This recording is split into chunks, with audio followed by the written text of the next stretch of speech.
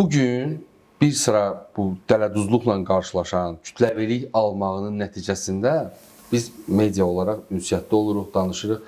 Artıq bəzi vətəndaşlar narahatdır. Pullarını kartda saxlasın, saxlamasın. Əmək haqqı köçəndə belə dərhal çıxarırlar. Yəni kartda pulun qalmağının narahatlığı varmı? Gözəl sualdır. Mən vətəndaşlarımızı narahat olmamağa çağırıram. Nəyə görə?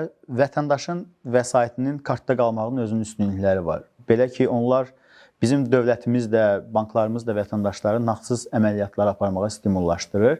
Belə ki, əgər onlar təhlükəsizlik tələblərinə əməl etsələr, apardıqları nağdsız əməliyyatlar nəticəsində daha çox imkanlar əldə etmiş olurlar. Nəinki vəsaitini nağd qaydada xərclədikdə. Belə ki, banklar görürsünüz ki və şahidi olursunuz ki, günü-gündən müxtəlif kampaniyalar aparır, müxtəlif stimullaşdırıcı lotereyalar təşkil edirlər ki, nağdsız dövriyyə inkişaf etdirilsin və stimullaşdırılsın. Burada sadəcə vətəndaşın narahat olmalı olduğu məqam bir qədər həmin bankların mobil tətbiqindən və kartdan istifadə qaydalarına diqqətlə yanaşmağıdır.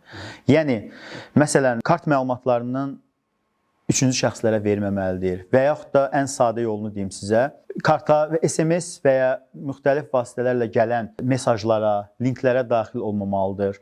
O cümlədən çox önəmli bir nüans ictimai Wi-Fi-lar. Müştəri hər hansı bir ictimai Wi-Fi-yə daxil olmamalıdır. Görürsünüz ki, məsələn, bəzi yerlərdə çox rahat və qeydiyatsız ictimai Wi-Fi-lar fəaliyyət göstərir. Bura daxil olduqda vətəndaşdan müəyyən məlumatlar istənilir və ya müəyyən link göndərilir və vətəndaş daxil olduqda o məlumatları oğurlanır. Qısa desək, həmin o ictimai Wi-Fi-lardan istifadə nəticəsində müştərinin məlumatları rahatlıqla dələduzların əlinə keçir. Nəticədə tövsiyə edirik ki, müştərilər bank əməliyyatları və kartlarla əməliyyatlar apararkən ictimai Wi-Fi-lardan istifadə etməsinlər.